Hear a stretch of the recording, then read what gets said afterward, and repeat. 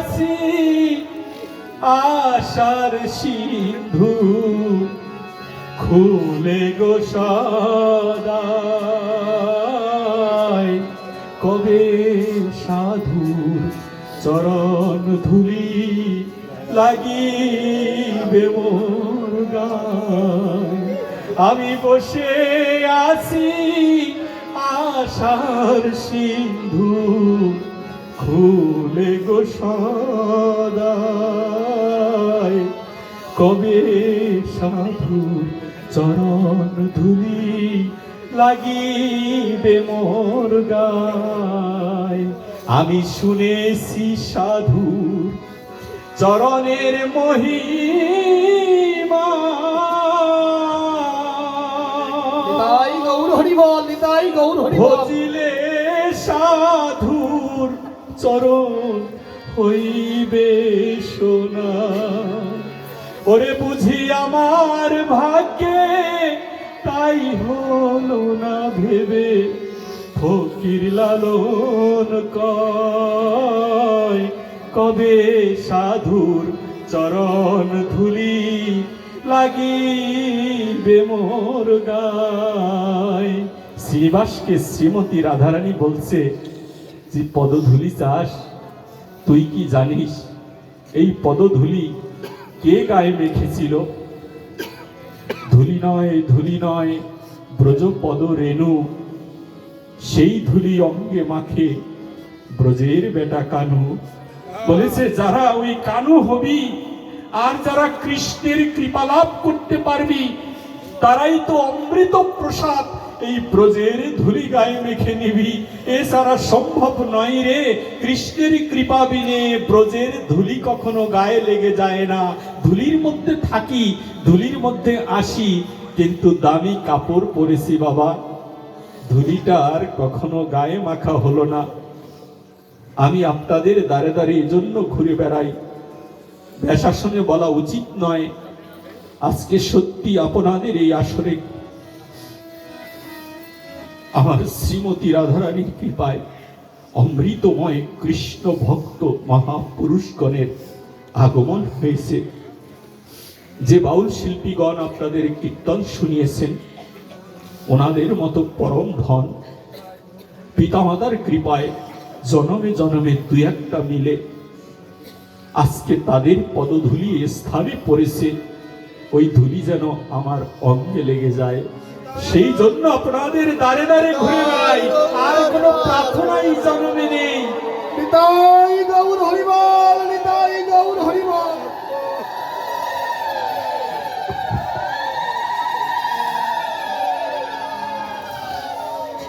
আমাদের এই জনমে জনমে একটি প্রার্থনার জন্য সাধু সঙ্গে আসতে হয়। বলেছে সাধু সঙ্গে আসা দরকার কি? শাস্ত্র গ্রন্থ পড়ি, ভাগবত মুখস্থ করি, শ্রীমদ্ ভগবত গীতা মুখস্থ করি। ভাগবতের 12টা স্কন্ধ, 335টা পরিচ্ছেদের মাধ্যমে ভাগবত বর্ণনা করা হয়েছে। 18,000 শ্লোক, 18,000 শ্লোক আমি মুখস্থ করি। শ্রীমদ্ ভগবত গীতার 700 শ্লোক 1400 লাইন আমি মুখস্থ করি। শ্রী শ্রী চৈতন্য চরিতামৃত গ্রন্থের 62টা পরিচ্ছেদ 3টি অধ্যায়ের মাধ্যমে আমি মুখস্থ করি। তাহলেই তো হয়ে যায়। এইগুলো অধ্যায় করলে কি আমি ভক্ত হতে পারবো না? বলেছে না, পারবেন না। বলেছে আরেকটা কাজ করি, মাল্টিমিডিয়ার যুগ, নেটের মাধ্যমে হরি কথা শ্রবণ করে আমি এই ভক্তি অর্জন করি। বলেছে না, তাতেও হবে না। বলেছে কেন হবে না? বলেছে নেটের মাধ্যমে ভাগবত কথা শ্রবণ করতে পারবেন, কথা জানতে পারবেন, কথা শিখতে পারবেন, ভজন শিখতে পারবেন, কিন্তু নেটের মাধ্যমে তো বৈষ্ণবের পদধূলি আপনি পাবেন না। ওই বৈষ্ণবের ধূলি যদি পেতে হয় তাহলে বৈষ্ণবের বাজারে এসে বৈষ্ণবের পদধূলি গায়ে মেখে নিলে একমাত্র অমৃত স্বাদ আস্বাদন করা যাবে। সেই জন্য আমাদের এই বৈষ্ণব সঙ্গে আসা উচিত। সাধু সঙ্গে আমরা এজন্য আসি। বলেছে ভাগবত গীতা পড়ি। হ্যাঁ, আপনারা দেখবেন যে স্টুডেন্টরা ডাক্তার ইঞ্জিনিয়ার হয়। ডাক্তার ইঞ্জিনিয়ার হলে বলছে ঢাকা নীলক্ষেতে গিয়ে MBBS এর এক সেট বইয়ের দাম 40,000 টাকা, প্রথম বছরের বই। এই 40,000 টাকার বই কিনে এনে ঘরে বসে পড়ে আমার ছেলেটা এমবিবিএস পাশ করলো। মুখস্থ করলেও আপনার বাচ্চাটা এমবিবিএস পাশ করতে পারবে না।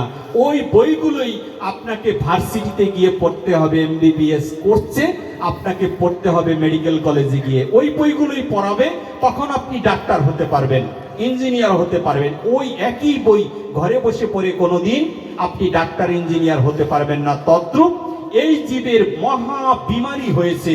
কি বিমারি? জন্মগ্রহণ করছে, আবার মৃত্যুবরণ করছে। নিরাকরণ করার চেষ্টা করলো না, জন্ম নিচ্ছে, আবার মরে যাচ্ছে। কিন্তু এই জীবের মঙ্গল কিসে হবে সেই কথাই তো শ্রবণ করা হলো না।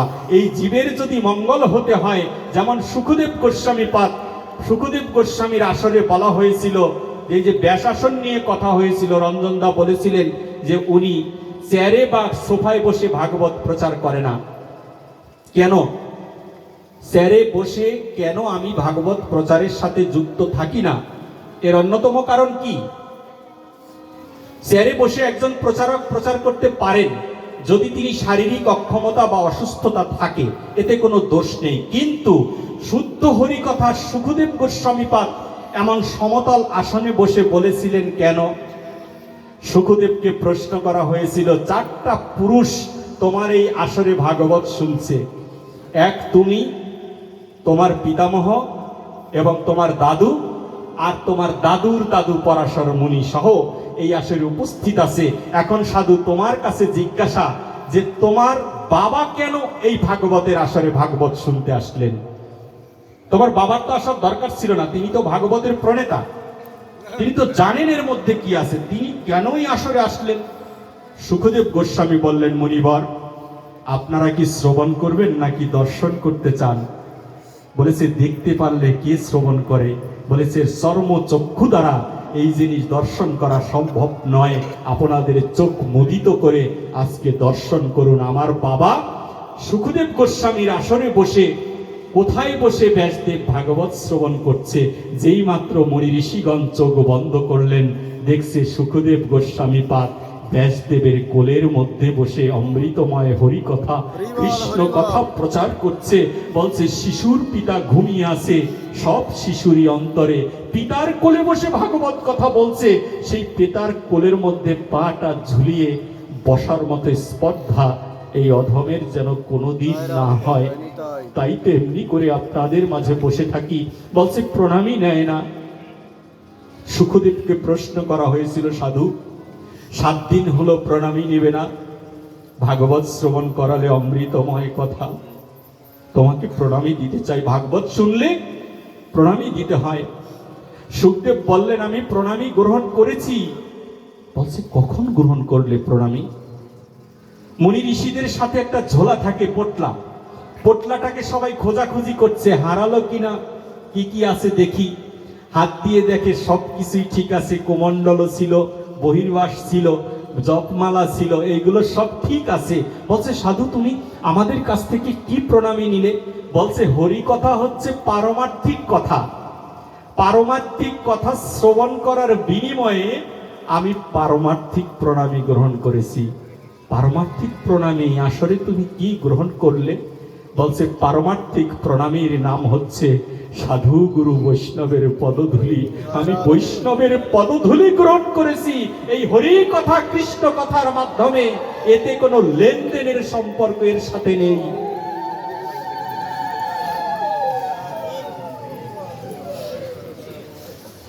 আমাদের সেই কথাগুলো, অমৃতময় ভাগবত, অমৃতময় হরি কথাগুলো হারিয়ে যাচ্ছে কামনার সাথে। আপনাদের এখানে সংখ্যাগরিষ্ঠ বসবাস করছেন, আপনাদের কাছে আমার এই মিনতি, আপনারা এই হরিনামটাকে কেউ নষ্ট হতে দেবেন না। হরিনামের আসরে অশুদ্ধভাবে প্রবেশ করা যাবে না। পান বিড়ি সিগারেট খাও ভাই, কোনো অসুবিধা নেই, আমি বাধা দেওয়ার কেউ নয়। কিন্তু শ্রীবাস অঙ্গনে ঢোকার আগে, হরিনাম প্রচার করার আগে দাঁতটা ব্রাশ করে শুদ্ধতার সহিত নিত্যানন্দ প্রভুর হরিনাম প্রচার করো। কেন হরিনামে ক্রিয়া হয় না? কেন ভাগবতে ক্রিয়া হয় না? বলছে যিনি প্রচার করছেন, যিনি বিতরণ করছেন, তাকে অবশ্যই শুদ্ধ হতে হবে। তিনি অশুদ্ধ হলে কোনো দিন হরিনাম এই ভাগবতে মানুষকে ক্রিয়া করবে না। আমাকে এই যে আমার কথা বলছেন, আমাকে শুদ্ধ হতে হবে। আমি যদি শুদ্ধ না হই, আপনারা যারা ভাগবত শ্রবণ করছেন তারা অশুদ্ধ হলে কোনো অসুবিধা নেই। ভাগবত সেই স্থান, যেই স্থানে অশুদ্ধ থেকে আরো অশুদ্ধ যদি প্রবেশ করে, আর যদি একটা বৈষ্ণবের দর্শন হয়ে যায়, দর্শনের মাধ্যমে এই জীবের হৃদয়ের ময়লাগুলো দূরীভূত হয়ে যাবে। সেই জন্য ভাগবতের আসরে আসবো আমরা। বৈষ্ণব দর্শনে যায় মনের ময়লা, আর পরশিলে হয় ভাব তরঙ্গ। এই বৈষ্ণবকে দেখার জন্যে ভাগবত আসরে আসি, রং ঢং করার জন্য আসি না। বড় দুঃখ হয়, সনাতনীর মুখে তালা মেরেছে, কেউ কোনো কথা বলছে না যে ভাই এই কাজটা আপনি করবেন না। ভাই হরিনামের আসরে কিসের সিনেমার গান করছেন আপনি? এটা আমার নিতাইয়ের হরিনাম। সিনেমার সুরে এখানে গান চলবে না, এখানে ভক্তির সুরে গাও। 16 নাম 32 অক্ষর সেই দিন জগাই মাধাইয়ের সম্মুখে বসে আমার নিত্যানন্দ প্রভু তার রক্ত দিয়ে লিখে দিয়েছিল। আরে নিতাইয়ের রক্ত দিয়ে লেখা এই হরিনাম, হরিদাস ঠাকুরের 22টা বাজারের বেত্রাঘাতের এই হরিনাম মারতে মারতে লোকটার পিঠটাকে জর্জরিত করা দেওয়া হয়েছিল। তথাপিও হরিদাসকে নদীতে ভাসিয়ে দেওয়া হয়েছিল। তথাপিও নদীর মধ্যে ভেসে ভেসেও হরিদাস বলছে, বদনে একবার হরি বলো, এই হরিনাম কীর্তন শ্রবণ করো তোমরা। ভুলে গিয়েছি আমরা সেই হরিদাসকে। বাবা মাকে মুহূর্তের মধ্যে ত্যাগ করে দিয়ে রাস্তায় বেরিয়ে এসেছিল মহাপ্রভুর মহা হরিনাম শ্রবণ করানোর জন্যে। আমি অধম যে হরিনাম করছি, এই হরিনাম শ্রবণের জন্য নয়। শুদ্ধ হরিনাম, শুদ্ধ বৈষ্ণবের মুখে শুদ্ধ ক্রিয়া সেই দিনই হবে যেই দিনই শুদ্ধ মুখে হরিকথা শ্রবণ করব। কানে প্রবেশ মাত্রই, আপনি যদি নাও চান, প্রবেশ করা মাত্রই আপনার ভিতরে ক্রিয়া করবে। বলেছে আমি শুনতে চাই না। তুমি শুনতে চাও না তাতে কি হয়েছে? হরিনাম তো বলেছে শুদ্ধ। হরিদাস তো শুদ্ধ ছিল, তাই তো হরিদাস ঠাকুরের মুখে প্রতিটা লক্ষ হীরা উদ্ধার হয়েছে 3 দিন মাত্র হরিনাম শ্রবণের মাধ্যমে। কেন? লক্ষ হীরা তো প্রতিটা, সে রাজাদের মনোরঞ্জন করতেন, সে কেন উদ্ধার হবে? কি এমন মহা ঔষধ নিয়ে এসেছেন হরিদাস? 3 দিন মাত্র হরিনাম শ্রবণে হরিদাস যে শুদ্ধ, বৃক্ষকেও শুদ্ধ করেছে, বাঘকেও শুদ্ধ করেছে, শৃগালকেও শুদ্ধ করেছে, সর্পকেও শুদ্ধ করেছে। বাঘে শৃগালে এক জায়গায় বসে হরিনাম শ্রবণ করে, বাঘও 2 বাহু তুলে ঝাড়িখণ্ডের মধ্যে বসে মহাপ্রভুকে দেখে 2 পাটা সামনের দিকে উঠিয়ে দিয়ে হাউমাউ করে বাঘ কাঁদছে। আর বাঘকে বলভদ্র জিজ্ঞেস করেছিলেন, ওরে ব্যগ্র, তুই 2 পা উঠিয়ে দিয়ে কি বলছিস? আমি কিচ্ছু বুঝতে চাই না। বলেছে, বলভদ্র কৃপা করে গৌর চরণে বলে দাও, আগামী জন্মে যেন মনুষ্য কুলে এসে কৃষ্ণ ভক্ত মায়ের গর্ভে এসে যেন 2 বাহু তুলে হা নিতাই হা গৌর বলে যেন আমি কাঁদতে পারি, সেই জন্য আমি এই প্রার্থনা করছি। জঙ্গলের বাঘটা বুঝেছে, শৃগালটা বুঝেছে, কিন্তু দুর্লভ জনম পেয়ে, ভজনযোগ্য দেহ পেয়ে আমার মতো অধম এই হরিনামের অর্থ বুঝলাম না। হরিনামে আসি, ভাগবতে আসি কামনা চরিতার্থ করার জন্য। প্রণাম দিয়েই বলি একটা কিছু দিয়ে দাও, বাড়ি গাড়ি ধন সম্পত্তি। আরে মূর্খ, এটা ধন চাওয়ার জায়গা নয়, এটা বৈষ্ণবের পদধূলি চাওয়ার জায়গা। যে ধূলি আমায় এজন্য দাও, জনমে জনমে যেন বৈষ্ণবের চরণে যেন আমার কৃপা হয়ে যায়। এই জন্য আমাকে কৃপা করো, যেন আমি হরিনাম গুণাগুণ করতে পারি। শ্রীমান শ্রীকৃষ্ণ চৈতন্য মহাপ্রভু নবদ্বীপে নিমাই রূপে আবির্ভূত হয়েছেন। মহাপ্রভু আবির্ভূত হয়ে রাধা কৃষ্ণের মিলিত তনু, কোনোদিন কোনো কল্পে কোনো কালে রাধা ভজন করার মন্ত্র নেই। আজকে পর্যন্ত রাধা ভজনের কোনো মন্ত্র নেই, রাধারানীর পূজা দেওয়ার কোনো মন্ত্র নেই। ব্রজগোপীগণ বললেন, আরে ও রাধিকা, তোমাকে পুজিবার একটা মন্ত্র বলে যাও। তুমি যদি না থাকো তখন তোমার মন্ত্রটা বলে আমরা জপ কীর্তন করে মানুষকে পাগল করে দিব। আর রাধারানী বললেন, কলির যুগের মানুষ অল্প মেধা, অল্প ধন সম্পূর্ণ, অল্প জ্ঞান সম্পূর্ণ, অল্প শিক্ষা জ্ঞান সম্পূর্ণ, বিধায় অল্প শিক্ষা কেন? এখন আপনি বলতে পারেন ভাই আগে শিক্ষিত ছিল না, এখন ঘরে ঘরে BA pass, MA pass, honours masters করা ডিগ্রিধারী লোকজন। একটু চৈতন্য চরিতামৃত পড়ে দেখবেন, মহাপ্রভু বলছে বিদ্যা হতে কোন বিদ্যা সার, রায় কহে কৃষ্ণ ভক্তি বিদ্যা বিনা বিদ্যা নাহি আর। বলেছে বিরহ হতে কোন বিরহ সার, রায় কহে বৈষ্ণব বিরহ বিনা বিরহ নাহি আর। তাহলে অনার্স মাস্টার্স করলাম, আমি তো শিক্ষায় শিক্ষিত হতে পারলাম না, মহাপ্রভুকে জানতে পারলাম না। রাধারানী যখন বললেন যে তোমরা জানতে চাও আমরা মন্ত্র কি, বলেছে হ্যাঁ তোমাকে পুজিবার মন্ত্র বলে যাও। রাধারানী শয্যাশায়িত হয়ে রাধারানী বলছে আমাকে পুজিবার একটা মন্ত্র রয়েছে গোপীগণ। বলেছে কি সেই মন্ত্র? বলেছে নয়ন জলে ভেসে ভেসে যেজন একবার হা রাধে বলে কাঁদবি, তার কাছেই আমি বিক্রি হয়ে যাব, এই রাধা ধনটাকে দান করে দিয়ে কৃষ্ণ নামে আমি মাতোয়ারা করে দিব। এই নবদ্বীপ ছেড়ে শ্রীমন চৈতন্য মহাপ্রভু শিবাস অঙ্গন থেকে বিদায় নিয়ে প্রচন্ড শীতের মধ্যে সন্ন্যাস গ্রহণ করে চৈতন্য মহাপ্রভু এক বুক ব্যথা নিয়ে নয়ন জলে পতিত হতে হতে তিনি নীলাচলবাসী হয়ে যাচ্ছেন। নীলাচলে কেন যাবেন? মা আমার ঘরে বসে ছটফট করে কাঁদছেন। বলছে মাকে কাঁদিয়ে কেন যাচ্ছ? বলছে মাকে কাঁদিয়ে যাই না।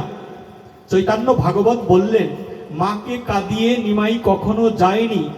নিমাইকে বলেছিল যে নিমাই তুমি থাকো, আর নিমাই বলছে মা আমার জন্য তুমি কাঁদো।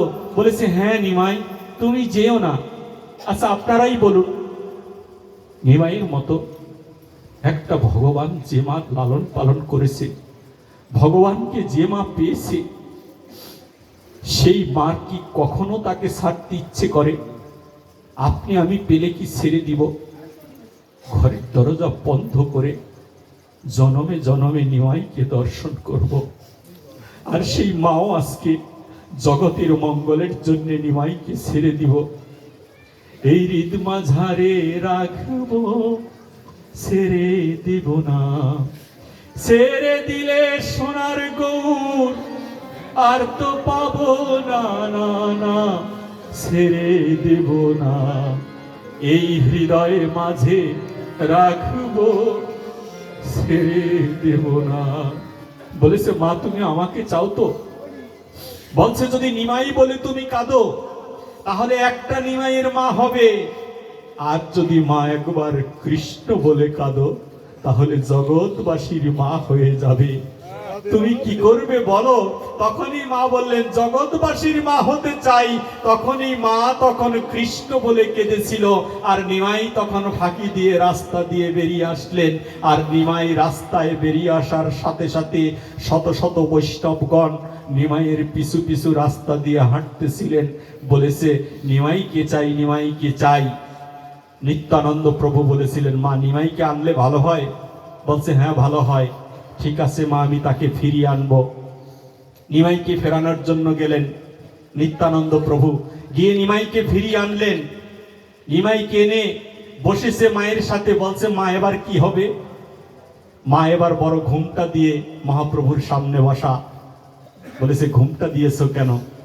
বলেছে মায়ের মুখ দেখলে সন্ন্যাস নষ্ট হয়ে যাবে, তাই মায়ের মুখ ঢেকে নিমাইয়ের সামনে বসে আছে। বলছে ওকে আটকিয়ে দিবে মা?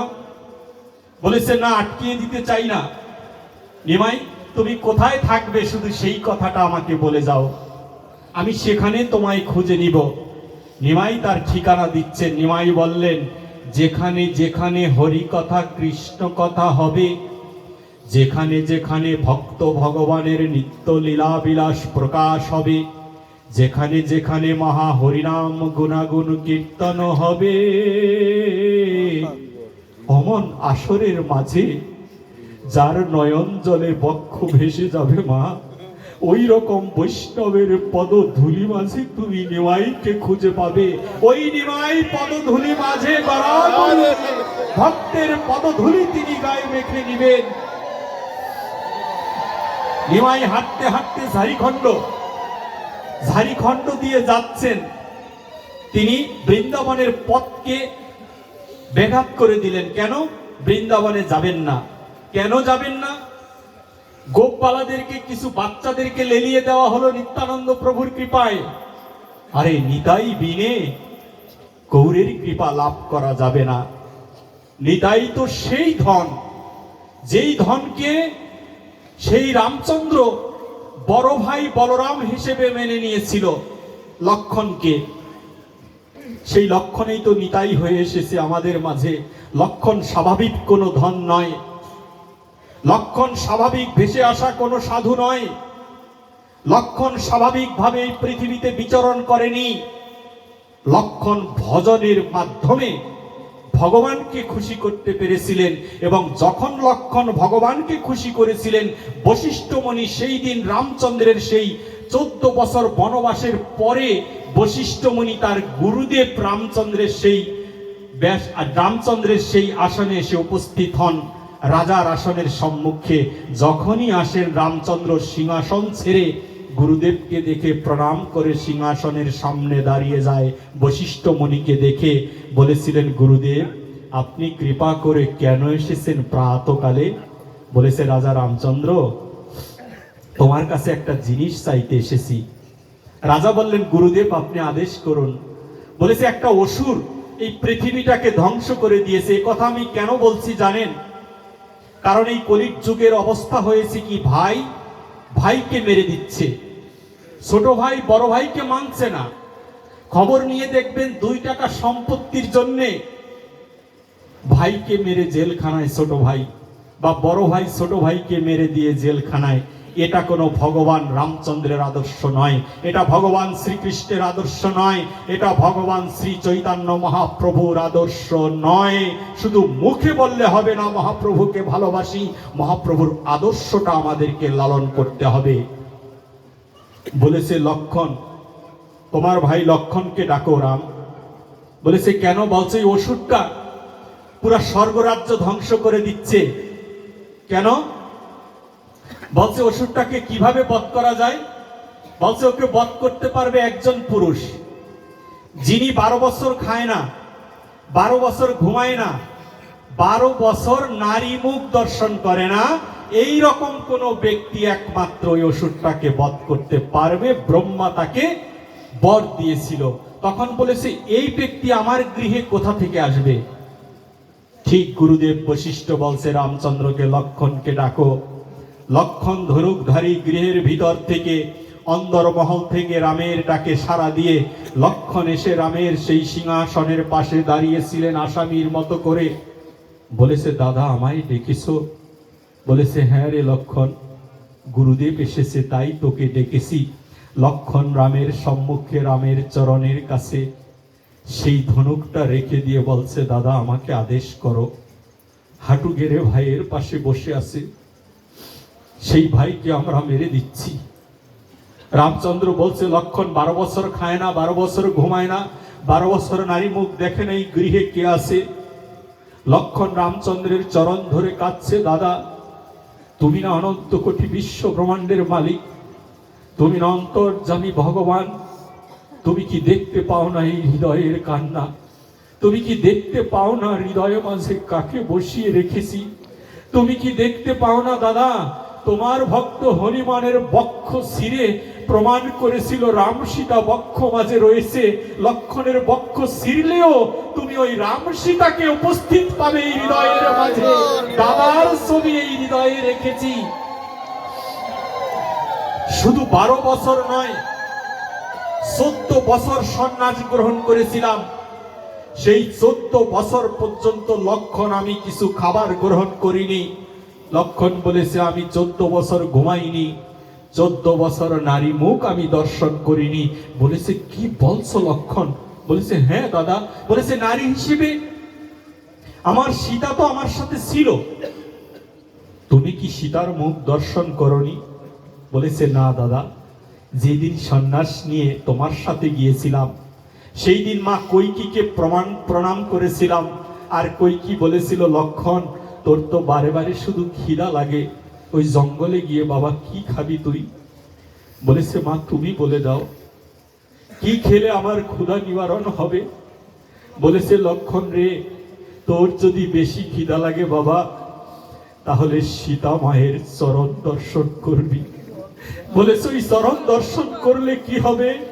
বলেছে, ওই বৈষ্ণবের চরণ দর্শন করলে তোর খিদা তৃষ্ণা দূরে চলে যাবে, আর তুই হারাম হারাম বলে জনমে জনমে কাঁদতে পারবি। সেদিন থেকে ক্ষুধা লাগলে আমি মায়ের চরণ দর্শন করেছি, জীবনে কোনোদিনও মায়ের বদন দর্শন করিনি। রাজা রামচন্দ্র শুনতে পেয়ে সিংহাসন ছেড়ে দিয়ে হাঁটু গেড়ে ভাইয়ের সামনে বসে জোরহাত করে বসে আছে।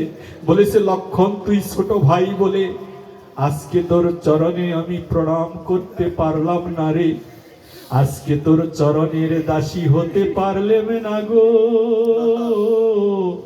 ওরে, আগামী জন্মে তুই হবি দাদা বলরাম, আর আমি হব ছোট ভাই কৃষ্ণ। তখন বৃন্দাবন লীলায় বলরামের পদধূলি এই কৃষ্ণ অঙ্গে মেখে নিয়ে হা গোবিন্দ, হা গোবিন্দের মতো করে ভক্তদের শিক্ষা দিয়ে যাব কি করে গোবিন্দের নাম গুণাগুণ, ভক্তের নাম গুণাগুণ করতে হয়। ঝাড়িখণ্ড পথ দিয়ে যখন মহাপ্রভু যায়, মহাপ্রভুর সাথে লেলিয়ে দেওয়া হয়েছিল ছোট ছোট বাচ্চাদেরকে মহাপ্রভুকে বৃন্দাবন থেকে ফেরানোর জন্য, কারণ জানতেন যদি গৌর বৃন্দাবনে যায় তাহলে গৌর বৃন্দাবন থেকে আর আসবে না। তবুও গিয়েছিলেন তিনি, তথ্য পাওয়া যায়। কিন্তু বৃন্দাবন থেকে ফেরানোর জন্য গোপবালাগণ মহাপ্রভুর কাছে গেলেন। মহাপ্রভু বললেন, আমায় ছেড়ে দাও। বলেছে, কেন? বলেছে, ছেড়ে দিবে এই জন্য যে আমি বৃন্দাবনে যাব, আমার বৃন্দাবন মনে পড়েছে, আমার যমুনা মনে পড়েছে, আমার ঝাউবন মনে পড়েছে, আমার যে ব্রজ গোপীর কথা মনে পড়েছে, আমাকে ছেড়ে দাও তোমরা। আর গোপবালারা গিয়ে মহাপ্রভুর পা ধরে কাঁদছে। বলেছে, প্রভু গো, তুমি বৃন্দাবনে প্রভু যেও না। বলেছে, না, বৃন্দাবন ছাড়া আমি থাকতে পারবো না। বৈষ্ণব কর্তা পাশ থেকে বললেন, প্রভু, তোমায় বৃন্দাবনে যেতে হবে না, তুমি যেখানে উপস্থিত হবে সেই ভক্ত মাঝে যখন তুমি যাবে, যেখানে তুমি যাবে সেখানেই হবে নবমধুর বৃন্দাবন। সেই বৃন্দাবনে তুমি সব দর্শন করতে পারবে। এই নব বৃন্দাবন মহাপ্রভুর দান। এই বৃন্দাবন আজকে বৃন্দাবনটাকে কুলুষিত করার জন্য আজকে যেই আসরে ভাগবত হচ্ছে, যেই আসরে হরিনাম হবে প্রাত অরুণোদয় কাল থেকে, এইখানে মহাপ্রভুর 64 মহন্ত বিরাজ করবে। সনাতনী, প্রিয় সনাতনী ভক্তগণ, আপনাদের কাছে নিত্যানন্দ সেবাশ্রম থেকেই মিনতি করছি, এই হরিনামের আসরে বসে কেউ বাদাম খাবেন না, হরিনামের আসরে বসে কেউ চিপস খাবেন না, হরিনামের আসরে বসে আজে বাজে যেন ঠোঙ্গা না পাওয়া যায়। হরিনামের আসরে যদি 10 মিনিট পারেন 10 মিনিট থাকুন, না হলে আপনি চলে যান ঘরে বসে হাতে তালি দিয়ে হরিনাম সংকীর্তন করুন, মহাপ্রভুর কৃপা লাভ হবে। এই মন্দিরটা, এই আশ্রমটা, এই মধুর বৃন্দাবনটা আপনার আমার কারণে যেন নষ্ট না হয়ে যায়, সেই দিকে আমাদের খেয়াল রাখা খুবই জরুরি বলে আমি মনে করছি। ইউটিউবের মাধ্যমে প্রচুর বৈষ্ণবগণ এই হরিকথা প্রচার করছেন। অনেক ইউটিউবার আছে, যেমন আমার কোনো ইউটিউব চ্যানেল নেই, তবুও ইউটিউবে শাওন মল্লিক নামটা সার্চ দিলেই শত শত পাঠ চলে আসে। এই ইউটিউবারদেরকে ছোট করে দেখার কোনো সুযোগ নেই। কেন নেই? তারা হচ্ছেন শ্রেষ্ঠ, কলির যুগের শ্রেষ্ঠ সন্তান। তারা যে প্রচারের সাথে যুক্ত। প্রচার কে করেন? প্রচার করেন একমাত্র নিত্যানন্দ প্রভু। ওই নিতাইয়ের কৃপা তাদের উপরে বর্ষিত হয়েছে বলে এই ইউটিউবাররা হরি কথা, কৃষ্ণ কথা লক্ষ লক্ষ মানুষের গৃহে পৌঁছে দিচ্ছেন। তাদেরকে ছোট করে কেউ দেখবেন না। এক ইউটিউবার আমাকে বলছেন, প্রভু, আমি ইউটিউবে আপনার কথাগুলো প্রচার করার জন্য আসি না। তাহলে কেন আসো? বলছে প্রভু আমি পাঠটা শ্রবণ করার জন্য আসি, কিন্তু আমার দুঃখ কি জানেন, গেলে না কমিটির লোক আমাদের সাথে খারাপ ব্যবহার করে। অনেক সময় কীর্তনিয়া বা অনেক সময় পাঠকরা বলে এই লাঠি লুঠি নিয়ে ওই দিকে যাও, এইগুলো এখানে বসানো যাবে না। আরে ভাই, ন্যূনতম ভদ্রতা সনাতন শাস্ত্র শিখিয়েছে, সেই ভদ্রতাটুকু যেন আমরা ব্যবহার করে থাকি, না হলে কি হবে, প্রচার বিমুখী হয়ে যাব আমরা। আর প্রচার যদি না হয় তাহলে নিত্যানন্দ প্রভুর অপার কৃপা লাভ করার কোনো সম্ভাবনা নেই। নিতাইয়ের কৃপা যদি পেতে হয় তাহলে মাথাটা আগে নিচু করা শিখতে হবে। আমার মাথা নত করে দাও হে তোমার চরণ ধুলার তরে। রবি ঠাকুরও বলে গিয়েছিলেন, আসো অনল অনিলে চির নভনীলে, আসো ভূধর সলিল গহনে, আসো বিটুপি লতায় জল দেরোগায়, শশী তারকায় তপনে। তুমি সব জায়গায় আসো প্রভু, শুধু আমি তোমায় দেখতে পেলাম না। আমার হিয়ার মাঝে লুকিয়েছিলে, দেখতে তোমায় পাইনি আমার হিয়ার মাঝে। বাহির পানে চোখ মেলেছি, বাহির পানে আমার ভিতর পানে চাইনি আমার হিয়ার মাঝে লুকিয়েছিলে, দেখতে তোমায় পাইনি আমি, দেখতে তোমায় পাইনি। এই হিয়ার মাঝেই তোমার বসবাস, কিন্তু প্রভু তোমায় কোনোদিন দেখা হলো না। দ্রৌপদীও বিপদে পড়েছিলেন, দ্রৌপদীর হিয়ার মাঝখান থেকেই বেরিয়ে এসেছিলেন অমৃতময় পুরুষ শ্রী ভগবান, এসে 100 হাত কাপড় দিয়ে রক্ষা করেছিলেন। দ্রৌপদী উলঙ্গ প্রায়, রক্ষা করার কেউ ছিল না। দ্রৌপদীর 5টা স্বামী ওই আসরে বসা ছিল। সেই পঞ্চ পাণ্ডব মহা যুদ্ধ বিগ্রহ প্রশিক্ষণ প্রাপ্ত জানা ভক্ত, সেই ভক্ত সামনে থাকতে তার পত্নীর কি করে ইজ্জত চলে যায়? ইজ্জত তো কেউ রক্ষা করতে পারলো না। উত্তরা প্রশ্ন করছে দ্রৌপদীকে, দ্রৌপদী যদি বিপদে পড়ি কাকে ডাকবো? বলেছে বিপদে পড়লে একমাত্র গোবিন্দর শরণ নিবি। বলেছে যদি আরো বিপদে পড়ি, বলছে আরো যদি বিপদে পড়িস তখন গোবিন্দের শরণ নিবি। বলেছে উত্তরা বলছে ওগো দ্রৌপদী যদি আরো বেশি বিপদে পড়ে যায় কখন আমি কি করে এই বিপদ থেকে মুক্ত হব? দ্রৌপদী বলছে যে দেখছিস না আমার সব কাপড়গুলো খুলে ফেললো, 5টা স্বামীর সম্মুখে জানা সত্ত্বেও আমার কাপড়গুলো খুলে আমাকে বিভৎস করা হচ্ছে। দরবারের মধ্যে বসে কেউ তো রক্ষা করলো না, স্বামী সামনে তাও তো আমায় রক্ষা করলো না। কাপড় খুলে খুলে সব খুলে দিল। একটা প্যাচ কাপড় শুধু আমার বক্ষে ছিল, ওই এক প্যাচ কাপড় বক্ষে হাত দিয়ে ধরে আরেক হাত দিয়ে আমি হা গোবিন্দ বলে কেঁদেছিলাম। আমার গোবিন্দ আমায় সাড়া দেয়নি। যখনই আমি সকল বাসনা ছেড়ে দিয়ে কামনা বাসনা থেকে মুক্ত হয়ে যখনই বক্ষের হাত সরিয়ে দিয়ে 2 বাহু তুলে হা গোবিন্দ বলে যখন ডেকেছি, তখন ঠিক গোবিন্দ আমার সামনে এসে আমাকে রক্ষা করেছিল।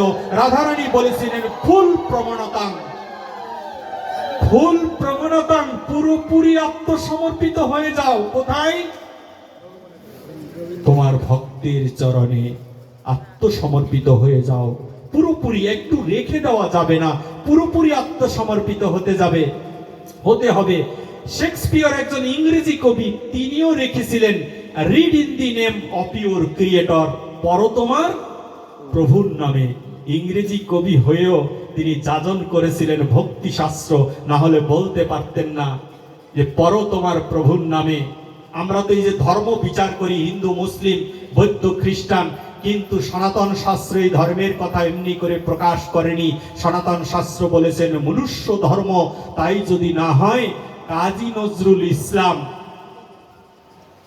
একদিনও সাত্বিকাহার পায়নি, একদিনও মালা জপ করেনি, একদিনও নজরুল কখনো মন্দিরে যায়নি। আমি তো মালা জপ করছি, শাস্ত্র গ্রন্থ চর্চা করছি। সেই নজরুলও একদিন ঘরের মধ্যে শুয়ে শুয়ে নয়ন জলে ভেসে ভেসে নজরুল বলে উঠলেন, হে গোবিন্দ রাখো চরণে, মোরা তব চরণে শরণাগত, তব চরণে শরণাগত, আশ্রয় দাও আশ্রিত জনে, রাখো চরণে। নজরুল কি করে জানলো হে গোবিন্দ তোমার চরণে রাখো? আমি তো খুব সনাতনী দেখাচ্ছি, আমি কি চরণে রাখার কথা বলেছি কখনো গোবিন্দকে? নয়ন জল ফেলেছি, সন্তান মানুষ করার জন্য কেঁদেছি, কত করে নৈবেদ্য দিয়ে ভগবানের কাছে কেঁদেছি, কিন্তু কোনোদিন মায়ের পেটে বাচ্চা থাকার সময় কখনো বলিনি গো। এই যে বাউল সম্রাটরা এখানে উপস্থিত, সন্তান মায়ের পেটে, ওই মা কোনোদিন কেঁদে কেঁদে কৃষ্ণ চরণে বলল না, মাগো যদি আমার ঘরে ভগবান একটা বাচ্চা দাও, যেন ওনাদের মতো যেন পরম বৈষ্ণবে পরিণত হয়। এই কথা কোনোদিন বললাম না, এই প্রার্থনা কোনোদিন করলাম না। তাহলে কি করে এটা হতে পারে? যেই আসরে বসে আজকে আমরা কৃষ্ণ কথা শ্রবণ করছি, আমার দৃঢ় বিশ্বাস এই রঞ্জন হাজরা কোন ছেলে খেলার জন্য উনি আসেননি। উনি আমার মতো অপরাধীকে ওনাদের মতো বৈষ্ণবদের পদধূলি দিয়ে মুক্ত করার জন্য এসেছেন। ওনাদের পদধূলির জন্য এখনো বুকে পাথর বেঁধে দাঁড়ে দাঁড়ে ঘুরে বেড়াচ্ছি আপনাদের পদধূলির জন্য। নিত্যানন্দ সেবাশ্রমের পক্ষ থেকে বিশ্বাস করুন 800-র উপরে প্রোগ্রামে এখনো উপস্থিত হতে পেরেছি। কারো কাছ থেকে গাড়ি ভাড়া নিয়ে নয়, কারো কাছ থেকে বাটার প্রণামী নিয়ে নয়, কারো কাছ থেকে এক্সট্রা কন্ট্যাক্ট করার জন্যে আমরা আপনাদের কাছে আসার প্রয়াস যেন কোনো দিন না করি। একটা কারণে আসি গো, জনমে জনমে যেন তোমাদের পদধূলি যেন অধমের গায়ে লেগে যায়, যেন হানিতাই হা গৌর বলে যেন কাঁদতে পারি। এই প্রার্থনা করার জন্য আপনাদের চরণে আমরা আসি। আপনারা বিশ্বাস করতে পারবেন না হয়তোবা, আমার সাথে আজকেও প্রায় 50-এর অধিক ভক্ত এসেছে। গত পরশুদিন 100-র উপরে ভক্ত বটবাড়িতে এসেছিলেন। কালকে আমি ঢাকাতে ভাগবতে ছিলাম, সেখানে অনেক ভক্ত আগমন হয়েছিল। তারা দিন মজুর, প্রতিদিন 200-500 টাকার বিনিময়ে কাজ করে মাদারীপুরে। আজকে বিকালবেলা রওনা দিয়েছে। গাড়িতে বসে আমায় বলছিল যে আজকে অর্ধেক বেলা কাজ করেই ভাগবতে চলে এসেছি। আমি বললাম অর্ধেক বেলা যদি হয়, মনে মনে ভাবছি ওদের সংসারটা কি করে চলবে। এরা তো সংসারের চিন্তা করছে না। এরা জানতো এই আমার মতো অধমকে দিয়ে কোনো কাজে আসবে না। তাই তো আমি যেতে না চাইলেও তারা তাদের কাজ নষ্ট করে হলেও আমাকে টেনে টেনে এনে বিনা প্রণামীতে জনমের জন্য আপনাদের চরণে বিক্রি করে দিয়েছে। এটাই হচ্ছে তাদের বৈশিষ্ট্য। এই ভক্তদের ঋণ আমি কি দিয়ে শোধ করব? ঋণটা বড় ভারী হয়ে যাচ্ছে।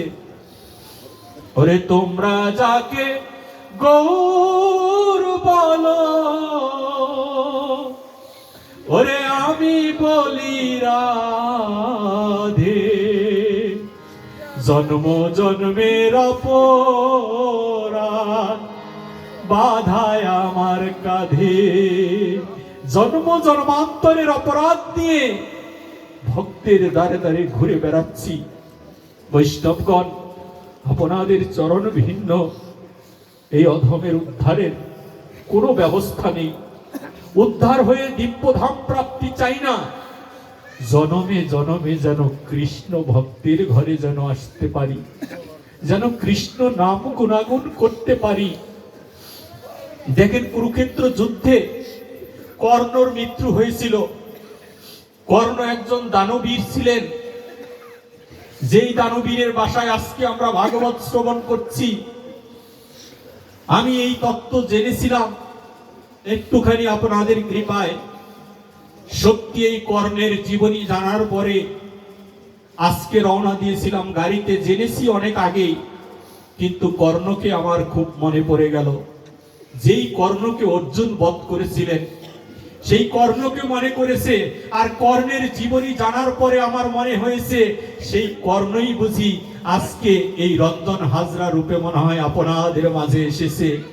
কেন জানেন? কর্ণ যেদিন মৃত্যু হয় সেই দিন ভগবান শ্রীকৃষ্ণ, তার চোখ ভরে যাচ্ছিল জলে, কৃষ্ণর নয়ন জল একটু একটু করে বেরিয়ে আসছে। পরমেশ্বর ভগবানের নয়নে জল দেখে অর্জুন বাম পাশে গিয়ে দাঁড়িয়ে আছে। বলেছে, ভগবান তুমি কাঁদছো কেন? বলেছে অর্জুন, কাঁধের উপরে হাত দিয়ে বলছে, প্রিয় ভক্ত অর্জুন, তুমি তো আমার প্রিয়, তোমার কাছে মনের কথা বলি। বলেছে, অর্জুন রে, আমি কেন কাঁদছি জানিস? পৃথিবীতে একজন দানবীরের আজকে বিদায় হয়ে যাবে। বলেছে, কি বলছো ভগবান? পৃথিবীতে এমন দানবীর আছে যেই দানবীরের বিদায়ের কারণে ভগবানের চোখে জল এনে দিতে পারে? পৃথিবীতে এমন ভক্ত আছে যেই ভক্তের সেবার কারণে শ্রীকৃষ্ণের সিংহাসন কেঁপে যেতে পারে? পৃথিবীতে এমন ভক্ত আছে যেই ভক্ত হা গোবিন্দ বলে ডাকলে শ্রীকৃষ্ণ নিজে ধুলায় পতিত হয়ে গড়াগড়ি যায়? এমন বৈষ্ণব কি পৃথিবীতে খুঁজে পাওয়া যাবে? শ্রীকৃষ্ণ কাঁধে হাত দিয়ে বলছে, ওরে অর্জুন, আজকে তোকে এই ভক্ত দেখানোর জন্য নিয়ে যাব। অর্জুনকে একজন মানুষের রূপ ধারণ করিয়ে শ্রীকৃষ্ণ বৃদ্ধ একজন ব্রাহ্মণ হয়ে কর্ণের সম্মুখে গিয়ে দাঁড়ায়। কর্ণ মৃত্যু শয্যায় পতিত হচ্ছে। ব্রাহ্মণ দাঁড়িয়ে বলছে, কর্ণ। কর্ণ তো জানতো না যে আজকে আমার গোবিন্দ এসেছে। কর্ণ বলছে, কে তুমি? বলছে, আমি একজন যাজ্ঞিক ব্রাহ্মণ মাত্র, তোমার কাছে দান প্রাপ্তি ছিল আমার, কথা দাও আমায় একটু দান করবে। বলেছে, হায় রে জীবন, কত দান করতে পেরেছি ভগবান, আজকে মৃত্যু শয্যায় আমি লড়তে পারছি না। আজকে এক ব্রাহ্মণ বলছে আমায় দান করবে, আমি তো দান করা শিখতে পারলাম না এখনো পর্যন্ত। বলেছে, আমায় দান করবে? বলেছে, হ্যাঁ, তুমি কি চাও বলো। বলেছে, তোমার কাছে 2টা স্বর্ণের মুদ্রা আমি চাই। বলেছে, স্বর্ণ মুদ্রা? আমার স্ত্রীর কাছে চলে যাও, আমার স্ত্রীর কাছে এখন অনেক স্বর্ণ মুদ্রা রয়েছে, দান করলে কখনো কমে যায় না। এই যে রঞ্জন হাজরা মহাশয় কত বছর ধরে কীর্তন দিচ্ছেন, দান করছেন, এখানকার দান সম্পর্কে সব জানি না, একটু একটু ভক্তদের মুখে শুনেছি। আপনারা দেখুন তো মেপে যে ওনার কমেছিল কিনা, কোনো জায়গা থেকে আরো বেশি বেশি বেড়ে গিয়েছে। 10 টাকা দান করলে ভক্তরা 50 টাকা দিয়ে তাকে এই সমাজে প্রতিষ্ঠিত করে দিচ্ছে। কর্ণ বলছেন, তুমি দানটা আমার স্ত্রীর কাছ থেকে নাও। আর ব্রাহ্মণ বললেন, এই দান আমার প্রয়োজন নেই, যে দান তুমি দিতে পারবে না সেই দান আমার দরকার নেই, স্ত্রীর কাছে গিয়ে দান চাইবো। ঠিক আছে, আমি চলে গেলাম। কর্ণ বলেছে, একটু দাঁড়াও, আমার কাছ থেকে দান নেবে, আমি উঠে গিয়ে যে দান দিব সেই অবস্থাও আমার শরীরের নেই। তবে ব্রাহ্মণ, একটা জিনিস আমার কাছে আছে, তুমি স্বর্ণ চেয়েছো না? বলেছে, হ্যাঁ, স্বর্ণ চেয়েছি। বলছে, তুমি হয়তো জানো না, আমার 2টা দাঁত স্বর্ণ দিয়ে বাঁধানো আছে। কর্ণের 2টি দাঁত বাঁধানো ছিল স্বর্ণ দিয়ে, শাস্ত্র গ্রন্থ যেটা প্রমাণ করেছে। বলেছে, ব্রাহ্মণ, তুমি দেখো না, এই 2টো দাঁত আমার স্বর্ণ দিয়ে বাঁধানো, একটু পরে তো আমি মরে যাব, আমার এই দাঁত 2টো যদি তুমি গ্রহণ করো, মৃত্যুর সময়ও যেন যদি বৈষ্ণবের সেবায় লেগে যায়, দাঁত 2টো খুলে তুমি নিয়ে যাও। বলেছে, অসম্ভব, তোমার দাঁত খুলে আমি নিব সেই ধরনের ব্রাহ্মণ আমি নই। কর্ণ বলছে, দাঁড়াও, যেও না, শুনে যাও ব্রাহ্মণ, ওই পাশে দেখো একটা পাথর দেখা যায়, পাথরটা এনে দাও না। পাথর দিয়ে কি হবে? পাথর দিয়ে দাঁত দুটোকে ভেঙে আমি যে তোমার চরণে দান করতে চাই। বলেছে পাথর এনে দিয়ে দাঁত ভেঙে আমি নিব, সেই পাত্রী আমি নই। এই বলে ওই ব্রাহ্মণটা চলে যাচ্ছে। কৃষ্ণ নামক ব্রাহ্মণ বলছে একটুখানি দাঁড়াও, তুমি চলে যাবে, আমি দান করতে পারবো না। কর্ণ ওই শরীর নিয়ে মৃত্যু সজ্জায়, ওই শরীর নিয়ে গড়াতে গড়াতে গড়াতে গড়াতে গিয়ে ওই পাথরের সম্মুখে গিয়ে নিজের দাঁত সজোরে যখন আঘাত করলেন, তখন দাঁত দুটো ভেঙে রক্ত মাখা স্বর্ণের দাঁতগুলো চকচক করছে। কর্ণ হাতে নিয়ে বলছে ব্রাহ্মণ, এবার এই দাঁত দুটো গ্রহণ করে, স্বর্ণটা গ্রহণ করে আমায় মুক্ত করে দাও। বলেছে না গো, এই রক্ত মাখা নোংরা লালা মাখা এই দাঁত আমি গ্রহণ করতে পারবো না। এই দাঁত তোমার দাঁত, তুমি রেখে দাও। ভক্তকে কত পরীক্ষা করা হয় দেখুন। আর আমি একটু পূজা দিয়ে, একবেলা উপবাস থেকে, কয়েকটা নৈবেদ্য দিয়ে ভগবানকে বলি তুমি মনে হয় পৃথিবীতে নেই ভগবান। কর্ণ দাঁত দুটোকে বলেছে রক্ত মাখা লালা মাখা দেখে তুমি নিবে না। বলেছে না, রক্ত মাখা দেখে নিব না। তাহলে এই দাঁতগুলো আমি কি করব বলো? ব্রাহ্মণ, যেহেতু তুমি চেয়েছো, আমি ব্রাহ্মণ তোমার কাছে এই ভিক্ষা চাই, আমাকে একটু জলের সঞ্চার করে দাও না গো। একটু জল যদি দিতে, তাহলে ধৌত করে তোমার চরণে আমি দান করে দিতাম আমার স্বর্ণের দাঁত। ব্রাহ্মণ বললেন আমি কোথায় জল পাবো এই মরুভূমিতে? বলেছে কোথায় জল পাবে? ব্রাহ্মণ, শাস্ত্র গ্রন্থ জানো না? বলেছে শাস্ত্র গ্রন্থ জানি না তো।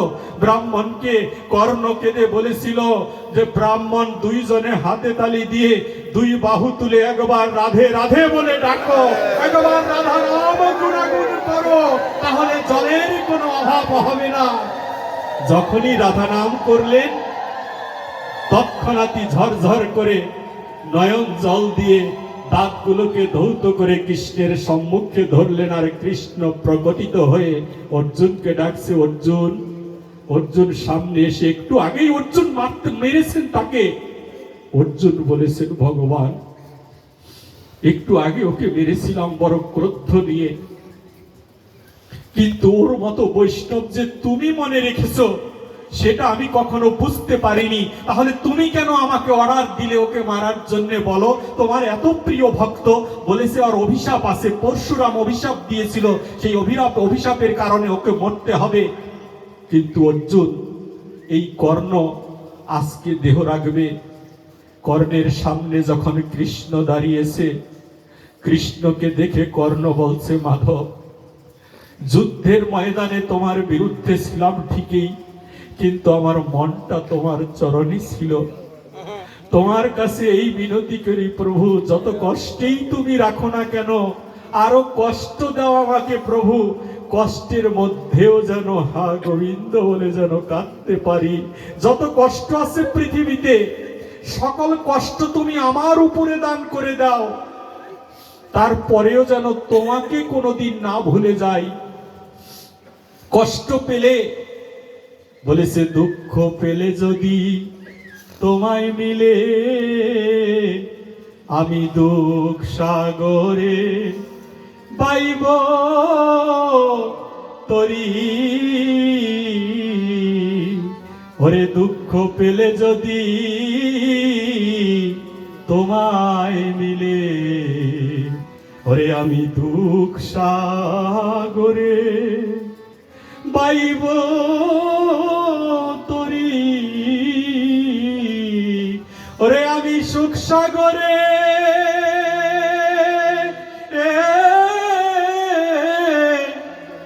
ওরে যাব না রে আর।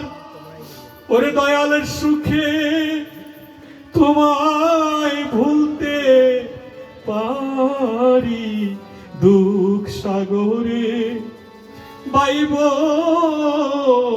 তরি। কর্ণ বলছে মাধব, যদি দুঃখ দিলে তোমাকে মিলে যায়, তাহলে জনমে জনমে যেন দুঃখের সাগরের মধ্যে আমি যেন পতিত হয়ে যাই।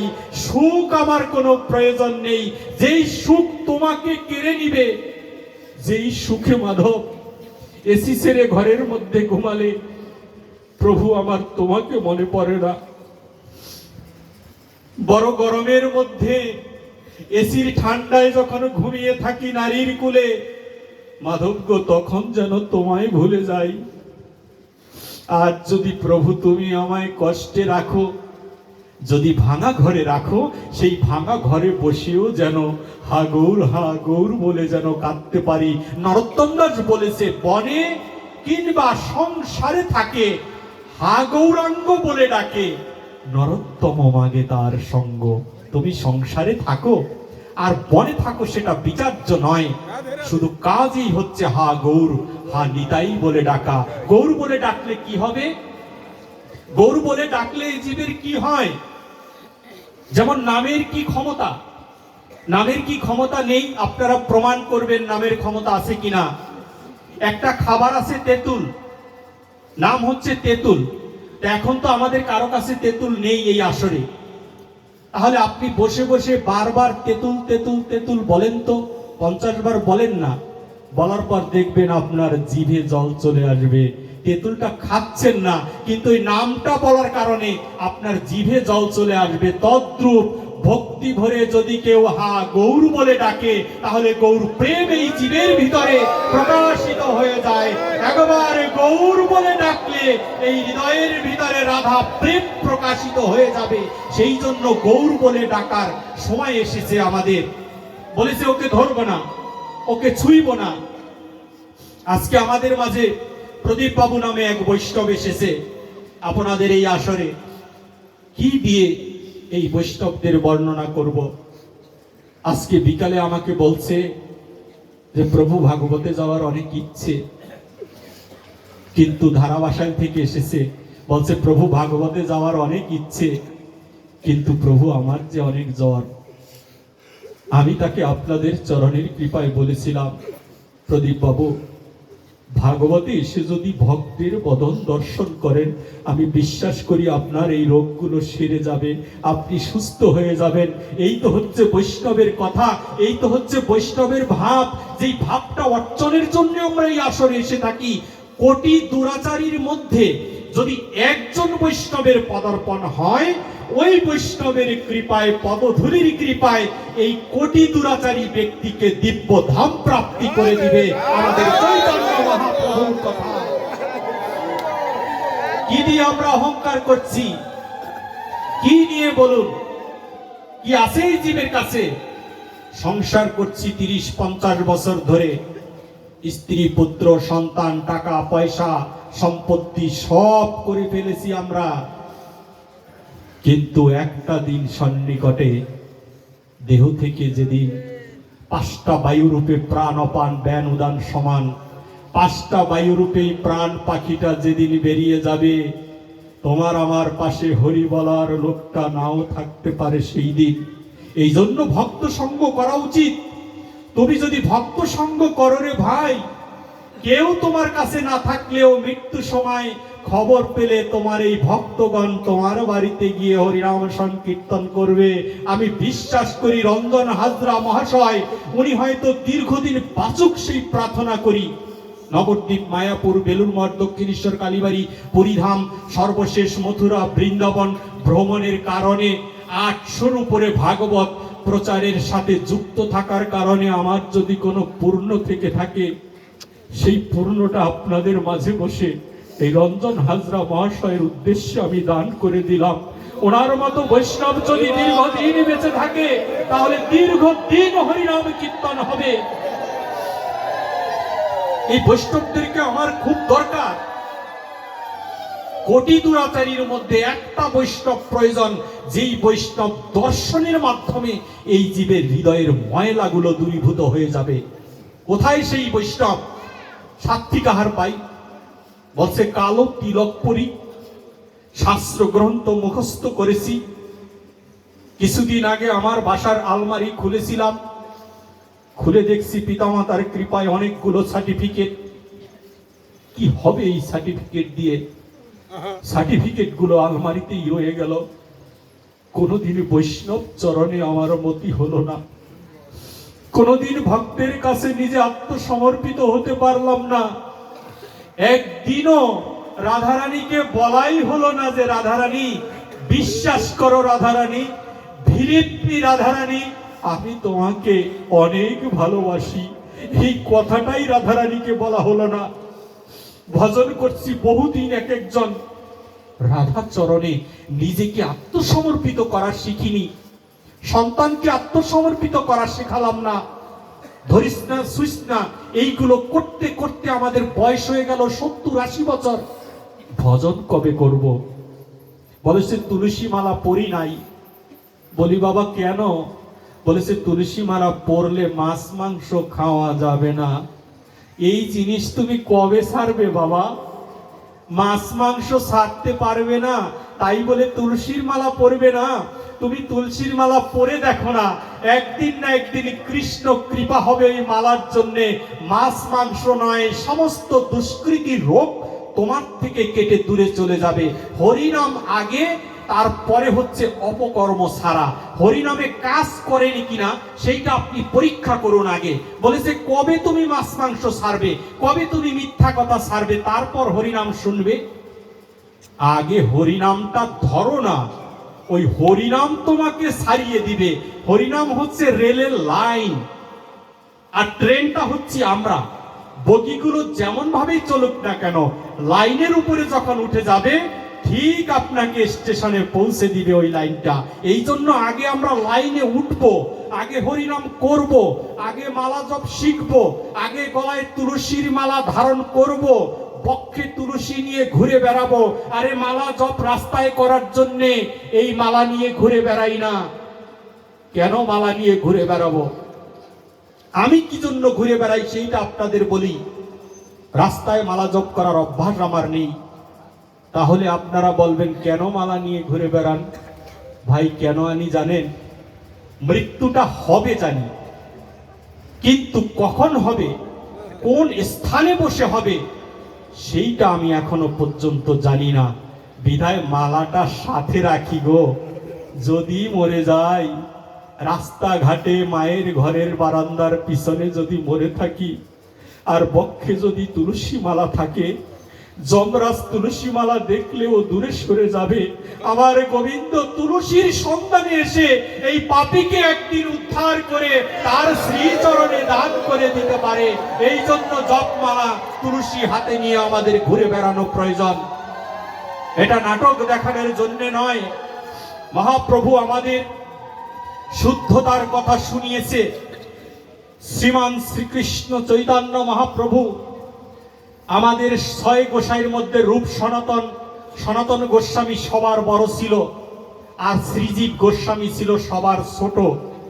সনাতন গোস্বামী, রূপ গোস্বামী যখন রাস্তায় বেরিয়ে বৃন্দাবনের পথে রূপ গোস্বামীকে বলেছিল, রূপ কেন ভজন করতে বৃন্দাবনে এসেছ? রাজার রাজত্ব ছেড়ে দিয়ে। সনাতনের পায়ে ধরে রূপ কাঁদছে, প্রভু গুরুদেব একটা কারণে এসেছি। বলেছে এই রূপ আমি না তোর বড় ভাই? বলেছে পিতা গুরু, মাতা গুরু, গুরু জ্যেষ্ঠ ভাই, তুমি আমার বড় ভাই তুমি বলছো, কিন্তু দাদা তুমি আমার ভাই নয়, তুমি হচ্ছ আমার শ্রী গুরুদেব মাত্র। গুরুদেব তোমার চরণে মিনতি রাখি, কেন এসেছি জানো বৃন্দাবনে? বলেছে কেন এসেছো? রূপ গোস্বামী বললেন একমাত্র মহাপ্রভুকে একটুখানি দেখবো বলে বৃন্দাবনে এসেছি। ওই মহাপ্রভুকে দেখার জন্য রাজার রাজত্ব ছেড়ে দিয়ে চলে এসেছে। বলেছে মহাপ্রভুর ভজন করবি না? ভজন করার যোগ্যতা আমার নেই। রূপ গোস্বামীর মতো বৈষ্ণব বলছে ভজন করার যোগ্যতা আমার নেই। আমি শুধু একটা বর্ণনা করতে চাই। ভক্তি রস সিন্ধু গ্রন্থ বর্ণনা করেছিলেন রূপ গোস্বামী শ্রীজীব গোস্বামীর সহযোগিতার মাধ্যমে। বলেছিল আমি শুধু বর্ণনা করতে চাই, জনমে জনমে যেন মহাপ্রভুর দাসের অনুদাসের চরণের সেবায় যেন রূপ গোস্বামী যুক্ত থাকতে পারি দাদা, সেই জন্য আমি বৃন্দাবনবাসী হয়েছি। কি আক্ষেপ গো! রাজার রাজত্ব ছেড়ে দিয়েছে, অর্থ মন্ত্রণালয় সনাতন গোস্বামী প্রধানমন্ত্রীত্বে ইস্তফা দিয়ে দিয়েছিল আমার মহাপ্রভুর কারণে, মহাপ্রভুকে দেখবে বলে। মহাপ্রভুর হৃদয়ের মাঝে বাস করে আমার মহাপ্রভুকে আমরা সবাই ভালোবাসি, মহাপ্রভুকে হৃদয়ের মাঝে আমরা স্থান দিয়েছি। সেই মহাপ্রভুর অন্যতম হরিনাম সংকীর্তন আমরা কিছুর বিনিময়ে নষ্ট হতে দিব না।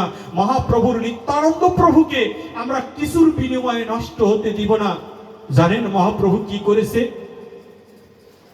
সাধুদের কাছে যাওয়ার কথা আছে, কিন্তু মহাপ্রভু কি করেছে? শিবাস অঙ্গনে শ্রীমান চৈতন্য মহাপ্রভু দরজা জানালা বন্ধ করে রসাস্বাদন করছেন। সেই সময়ে শিবাস অঙ্গনে বসে কীর্তন করছেন। শীতের গভীর রাত্রি প্রাত মুহূর্তে স্নান করে এসে সুন্দর কপালে সুন্দর তিলক, সুন্দর নামাবলী গায়, দুই বাহু তুলে জীবের দ্বারে দ্বারে গৌরা হরির নাম বিলায়। এই মহাপ্রভু তিলক চন্দন কপালে দিয়ে ছিন্ন নামাবলী গায়। এর চেয়ে বড় নাটক আর কি হতে পারে? ভগবান ছিন্ন বসন পরে আজকে হরিনাম প্রচারের নিমিত্তে রাস্তায় বেরিয়ে এসেছে, আর আমরা দামি দামি কাপড় পরেছি। কখনো হরিনামের সাথে যুক্ত হতে আসি না। হরিনামে আমি আসি গো, কিন্তু পরের মেয়ে দর্শনের জন্য আসি। হরিনামের আসরে ভালো প্রসাদ দিবে সেই জন্য আমি আসি, আমার কথা বলছি।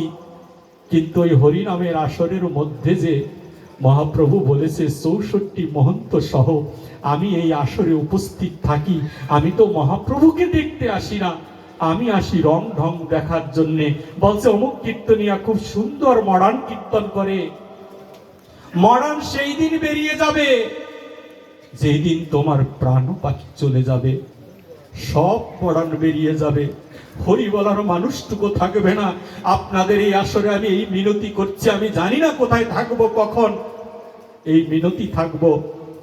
আমার দাদা রঞ্জন হাজরা হয়তো একদিন দেহ রাখতেই হবে ভাই। যেদিন ওনার প্রয়াণ দিবস যদি কখনো সামনে আসে, আপনারা আমাকে আজকে কথা দিয়ে যান, আপনারা যেন ওনার সেই দিনে যেন আপনারা বন্ধু হয়ে ওনার পাশে এসে রাধা কৃষ্ণের সেই মহা হরিনাম কীর্তন শুনিয়ে যাবে, এই প্রার্থনা আমি আপনাদের কাছে করে গেলাম। শ্রীমান শ্রীকৃষ্ণ চৈতন্য মহাপ্রভু শিবাসঙ্গনে হরিনাম শ্রবণ করে, কৃষ্ণ কথা শ্রবণ করে, দরজা জানালা বন্ধ করে হঠাৎ করে মহাপ্রভু বলছেন, দরজাটা খুলে দাও। শ্রীবাস, ঘুমিয়ে পড়েছ শ্রীবাস? এই আলোচনা করে আমি বিশ্রাম দিতে যাচ্ছি। বলেছে প্রভু আমি তো ঘুমাইনি প্রভু, তোমার কীর্তন শুনছিলাম। বলছে শ্রীবাস দরজা খুলে দাও। গম্ভীর সেই অমৃতময় কণ্ঠ। এখনো যারা বৈষ্ণবগণ নবদ্বীপে যান, শ্রীবাস অঙ্গনে গিয়ে ভালো করে কান পেতে শুনে দেখবেন, এখনো মহাপ্রভুর সেই অমৃত কণ্ঠে কে যেন কেঁদে উঠে বলছে, ওরে শ্রীবাস আমার এই ঘরের দরজা আমায় খুলে দে, আমাকে বাহিরে যেতে দে। শ্রীবাস ঠাকুর বলছে ঘরের দরজা কেন খুলবো? বলছে প্রাতকালে গভীর রাত্রে দেখছিস না কে যেন হরিনাম গুণাগুণ করছে, ওই কীর্তন আমাকে শ্রবণ করতে দে ভাই, দরজাটা খুলে দে। এই নাম হচ্ছে মধু মাখা নাম, মধু মাখায়ে সুরে এই কীর্তন করতে হবে। শ্রীবাস বলছেন কোথায় তোমার কীর্তন হচ্ছে, আমি তো শুনতে পাই না। মহাপ্রভু বলছেন আমাকে ধরে বয়। বলছে ধরলে কি হবে? বলছে ধরলে স্পর্শ লাগবে। স্পর্শ লাগলে কি হবে?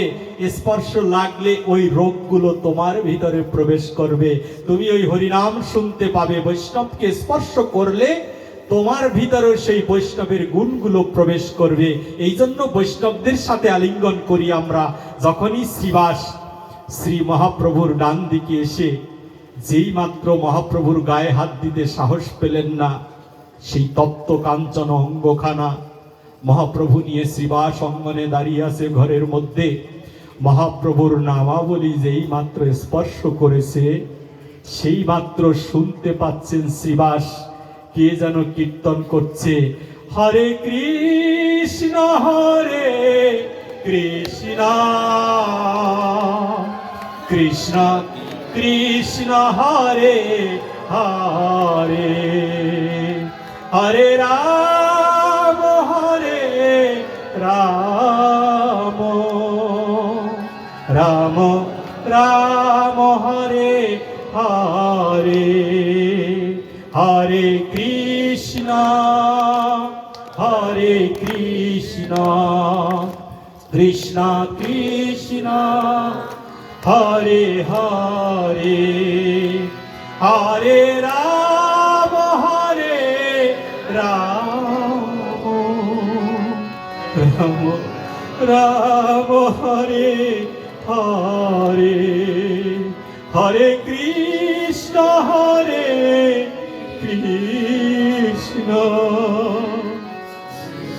কৃষ্ণ কৃষ্ণ হরে হরে।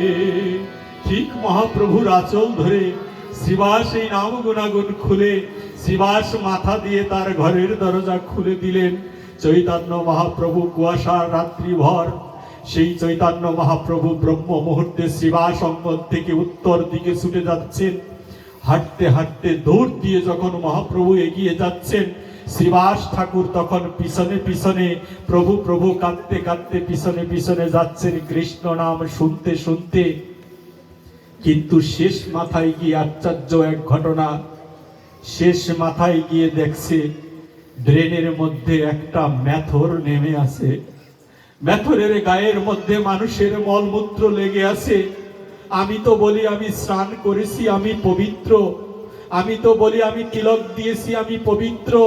আমি সাত্বিক আহার পাই, পবিত্র। কিন্তু মহাপ্রভু কি করলেন? মহাপ্রভু ওই ময়লা মাখানো মদ্য পান করা একজন মেথরের কাছে গিয়ে বলছে, ওরে মেথর, তুই কি নাম করছিস? মেথর তাকিয়ে দেখে অপূর্ব এক সন্ন্যাসী সম্মুখে দাঁড়িয়ে ভগবান শ্রীমান শ্রীকৃষ্ণ চৈতন্য মহাপ্রভু ড্রেনের মধ্যে বসে জোরহাত করে দাঁড়িয়ে আছে মেথর। মেথর বলছে, কি মাধব, তোমাকে কোনোদিন এই তল্লাটে দেখিনি। তুমি কে, কোথা থেকে এসেছো, তোমার পরিচয়টা বলবে? মহাপ্রভু বলছে, আমি মায়াবাদী এক সন্ন্যাসী। তোমার মুখে কৃষ্ণ নাম শুনে আমিও যে কৃষ্ণ প্রেমে ভাসি। বলেছে, প্রভু আমি যে বড় অন্যায়কারী, আমি অপরাধী। তুমি দেখছো না প্রভু, আমি স্নানও করিনি, আমি কত অপবিত্র। শ্রীবাস বলছেন, যার হয়েছে নামে রুচি সে হয়েছে সর্বশ্রেষ্ঠ সূচি। কে বলেছে তুমি স্নান করনি? মেথর, চোখের কোণে হাত দিয়ে দেখো না, তোমার নয়ন জলে ভেসে ভেসে কত স্নান করে নিচ্ছ মধুমাখা হরিরাম কীর্তন করে। ওরে মেথর, তুই কি একটু উপরে ওঠে আমার সাথে একটু আলিঙ্গন করবি? আমি তোকে আলিঙ্গন করে হরিরাম গুণাগুণ প্রচার করতে এসেছি তোর কাছে। এ কি গো দৈন্যতা! এ কেমন মহাপ্রভু আমাদের কাছে এসেছেন! মেথরকে দড়িয়ে দড়িয়ে ধরে ড্রেন থেকে টেনে উঠিয়ে হাতে থাকা একটা ময়লা সরানো লাঠি, সেই লাঠিটাকে টেনে সরিয়ে দিয়ে মেথরটাকে আলিঙ্গন করে নিলেন। মেথর বলছেন, আহা, আমি তোমায় অপবিত্র করে দিলাম মাধব। সাধু, তোমায় আমি চিনি না, আমার অঙ্গের স্পর্শে তুমি অপবিত্র হয়ে গেলে। আমি নোংরা জলে নেমে আসি। আর মহাপ্রভু বলছেন, নোংরা থেকে নোংরা কাচানোর জন্যেই মহাপ্রভু হয়ে এসেছি। দিন থেকে আরো দিনজন যিনি হয়েছেন তাকে কৃপা করার জন্য এবার এসেছি। ওরে মেথর, একটু তাকিয়ে দেখ তোর শরীরে নোংরা গুলো কোথায়। মেথর নিজ অঙ্গে তাকিয়ে দেখে, ওরে সামনে যে গৌর দাঁড়িয়ে, ওই গৌরঙ্গ আর মেথরের অঙ্গ একই ভূত হয়ে দুইজনই তপ্ত কাঞ্চনের মতো হয়ে আলিঙ্গন করে নিত্যানন্দ প্রভু বাম দিকে আবির্ভূত হয়ে নিতাই বলছে, মেথর কিচ্ছু প্রয়োজন নেই, দুই বাহু তুলে বদনে একবার হরি বলে ডাকো, তাহলেই হরি অপার কৃপা প্রাপ্তি হয়ে যাবে। মহাপ্রভুর এই তত্ত্বগুলো, মহাপ্রভুর এই কথা কীর্তনগুলো আমরা এখনো হৃদয়ে ধারণ করতে পারিনি। খাবার নিয়ে, বসন নিয়ে, গোষ্ঠী নিয়ে এখনো পর্যন্ত বসে রইলাম। আরে চণ্ডালকেও কৃপা করেছে, অনেক ব্রাহ্মণ পুত্র জাহান্নামে গিয়েছে, কিন্তু অনেক চণ্ডালের পুত্র কৃষ্ণ ভক্ত হয়েছে। চণ্ডাল চণ্ডাল নয়, যদি কৃষ্ণ ভজে ব্রাহ্মণ ব্রাহ্মণ নয়, যদি কৃষ্ণ ত্যাজে। কৃষ্ণ ভজন যিনি করবেন তিনিই হচ্ছেন সর্বশ্রেষ্ঠ। যিনি কৃষ্ণ ভজন করায় মতি হবে, তার চেয়ে শ্রেষ্ঠ প্রসাদ এই পৃথিবীতে আর হতে পারে না। বলেছে কৃষ্ণ ভজন করবে কারা, বৈষ্ণব কারা? মহাপ্রভু নিজে বলেছেন। শ্রীবাস জিজ্ঞেস করলেন, প্রভু বৈষ্ণব কারা? আর মহাপ্রভু বললেন, ভক্তি ভরে বদনে যেজন একবার কৃষ্ণ বলে ডেকেছে, সেই হচ্ছে পরম বৈষ্ণব জন। আমার নিত্যানন্দ প্রভুও এই তত্ত্ব আমাদের কাছে দিয়েছিলেন। কি তত্ত্ব? বৈষ্ণব সঙ্গ করব। সঙ্গ কাকে বলে? বৈষ্ণবের সাথে ঘুমানো মানি সঙ্গ নয়, বৈষ্ণবের সাথে সেবা করা মানি সঙ্গ নয়। বৈষ্ণবের সাথে হরি কথা কৃষ্ণ কথা আলোচনা করার নামেই হচ্ছে বৈষ্ণবের সঙ্গ করা। যেদিন কৃষ্ণ কথা শুনবো সেই দিনই আমাদের সঙ্গ হবে। আর কৃষ্ণ কথা জানার জন্যে শোনার জন্যে অমৃতময় স্থান হচ্ছে বৈষ্ণবের পদধূলি। ওই ধূলি যদি গায়ে মেখে না নেই, তাহলে এই জীবের রক্ষার আর কোনো ব্যবস্থা নেই। এবং আপনাদের কাছে এখন যাচ্ছে সবাই প্রণামীর জন্যে। ভক্তবৃন্দ কৃপা করে 10-5টা মিনিট সময় দিন। আপনারা জেনেছেন আমি প্রণামী নেই না, তবে প্রণামী আমি গ্রহণ করি। গ্রহণ করা